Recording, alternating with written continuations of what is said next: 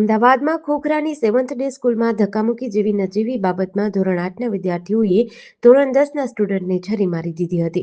ત્યારબાદ 20 ઓગસ્ટ 2025ની સવારે મણિનગરની ખાનગી હોસ્પિટલમાં ઇજાગ્રસ્ત વિદ્યાર્થીનું મોત થયું હતું. જેના પગલે સિંધી સમાજના લોકોએ સ્કૂલે પહોંચી પ્રિન્સિપાલ સહિતના સ્ટાફને માર માર્યો અને તોડફોડ કરી હતી. સગીર આરોપી વિદ્યાર્થી શાહ આલમનો રહેવાસી છે. સ્કૂલમાં 2000 જેટલા લોકો એકઠા થઈ ગયા અને જે સામે મળ્યું તેને માર માર્યો. પાર્કિંગમાં પડેલી બસો, ગાડીઓ અને ટુ વ્હીલરમાં ભારે તોડફોડ મચાવી. ક્રોધિત ટોળાએ સ્કૂલ બહાર રોડ પર બેસી ચક્કાજામ કર્યો. સ્કૂલ બહાર 2000 કરતા વધારે લોકો એકઠા થઈ ગયા હતા અને પોલીસ હાય હાયના નારા લગાવ્યા હતા. પોલીસે લાઠીચાર્જ કરી સ્થિતિ કાબૂમાં લેવાનો પ્રયાસ કર્યો. રાજ્ય શિક્ષણ મંત્રી પ્રફુલ્લ પાનસેરિયાએ જણાવ્યું કે આ ઘટના આપણા સૌ માટે સામાજિક ચિંતન અને મનન કરવાનો વિષય છે.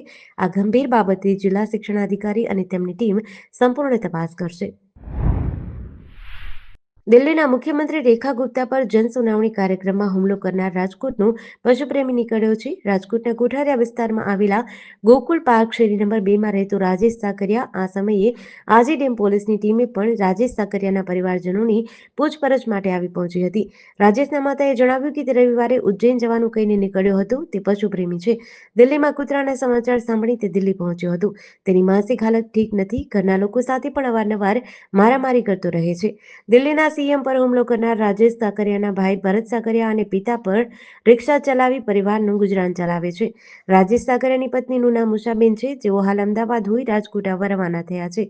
બુધવારે સવારે મુખ્યમંત્રી નિવાસસ્થાને લોકદરબાર દરમિયાન દિલ્હીના મુખ્યમંત્રી રેખા ગુપ્તા પર હુમલો થયો હતો. ધોધમાર વરસાદના પગલે સૌરાષ્ટ્રના દરિયા કિનારે ગંભીર પરિસ્થિતિ ઊભી થઈ છે. ગઈકાલે દરિયો તોફાની બનતા જાફરાબાદની 2 અને રાજપરાની 1 બોટ ડૂબી ગઈ હતી. જેમાં સવાર 28 માછીમારો પૈકી 17ને બચાવી લેવાયા છે. 11 માછીમારો લાપતા છે, જેમની શોધખોળ ચાલુ છે. ધારાસભ્ય હીરા સોલંકી, જિલ્લા કલેક્ટર સહિત તંત્રના અધિકારીઓ અને માછીમાર આગેવાનો લાપતા લોકોની શોધખોળ માટે પ્રયત્ન કરી રહ્યા છે. ગઈકાલ કરતાં પણ આજે દરિયામાં વધુ કરંટ હોવાથી રેસ્ક્યુ ઓપરેશન શક્ય નથી.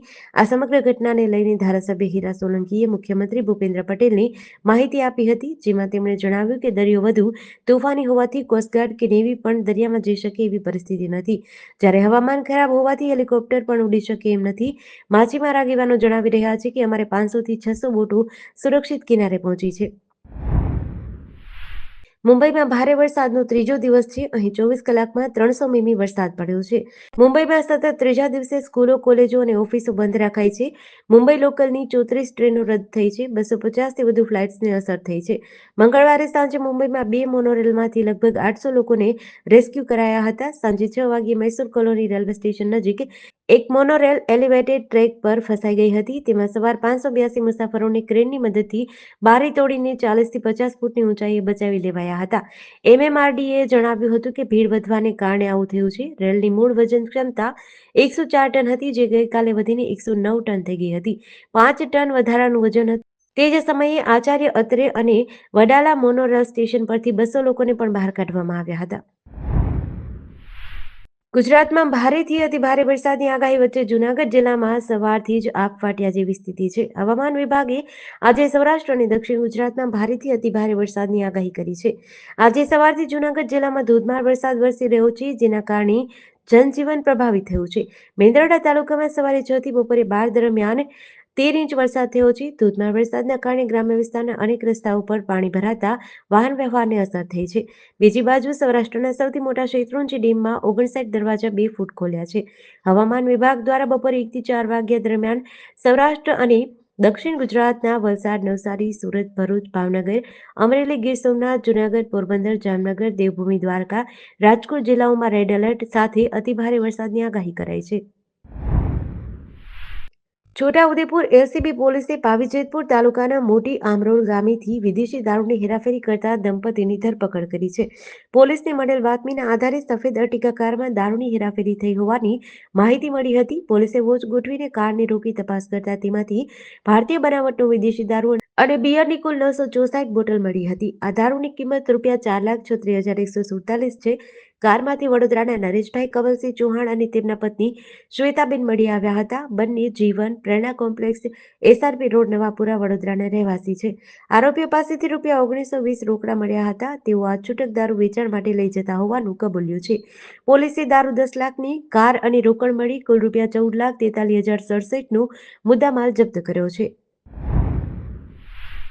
પાટણ શહેરના આનંદ ઈશ્વર મહાદેવ મંદિરમાં મોડી રાત્રે ચોરીની ઘટના બની છે. અજાણ્યા તસ્કરો મંદિરની દાનપેટી ચોરી કરી ફરાર થઈ ગયા છે. દાનપેટીમાં લાખો રૂપિયાનું દાન હોવાનું અનુમાન છે. મંદિરના પૂજારીએ વહેલી સવારે મંદિરમાં આવ્યા ત્યારે દાનપેટી ગાયબ હોવાનું જોયું હતું. તેમણે તરત જ મંદિર પ્રશાસનને જાણ કરી હતી.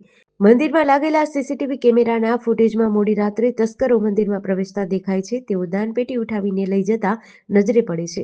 પોલીસે ઘટના સ્થળે પહોંચીને પંચનામાની કાર્યવાહી કરી છે. મંદિર પ્રશાસને આ અંગે ફરિયાદ નોંધાવી છે. પોલીસે સીસીટીવી ફૂટેજના આધારે તપાસ શરૂ કરી છે. આદ્રિયાણામાં નકલી ઇન્કમટેક્સ ઓફિસરો બની સોનીના ઘરે 6.5 લાખની લૂંટ ચલાવનાર ગેંગનો મુખ્ય સૂત્રધાર ફરિયાદીના મામાનો દીકરો નીકળ્યો છે. ઝીંઝુવાડા પોલીસે ડાકોરથી ફરિયાદીના મામાના દીકરા સહિત આ કેસમાં સંડોવાયેલા 3 આરોપીઓ જબ્બે કર્યા છે, જ્યારે અન્ય 2 હજી ફરાર છે. પાટડી તાલુકાના આદ્રિયાણા ગામમાં નકલી ઇન્કમટેક્સ ઓફિસરોએ નીતિનભાઈ માંડલિયા નામના સોનીના ઘરે લૂંટ ચલાવી હતી, જેમાં આરોપીઓએ કેસ પતાવવા માટે 10 લાખ રૂપિયા અને પછી 6.5 લાખની માંગ કરી હતી.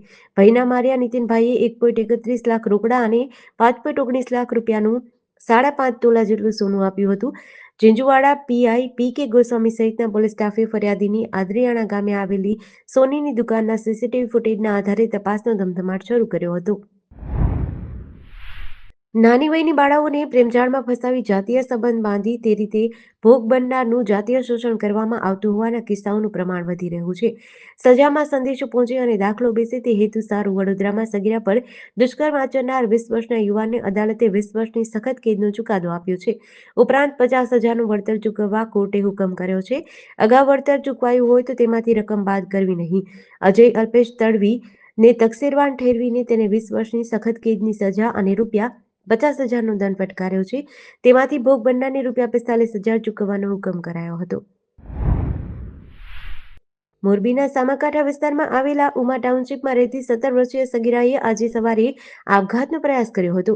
સવારે 8:30 વાગ્યાના સુમારે વિદ્યુતનગર પાસે આવેલા બગીચામાં યુવતીએ ગળાફાંસો ખાધો હતો. બેભાન અવસ્થામાં તેની તાત્કાલિક સારવાર માટે ખસેડાઈ હતી. હોસ્પિટલ દ્વારા B ડિવિઝન પોલીસને જાણ કરી હતી. પોલીસે ઘટનાની નોંધ લઈ તપાસ શરૂ કરી છે.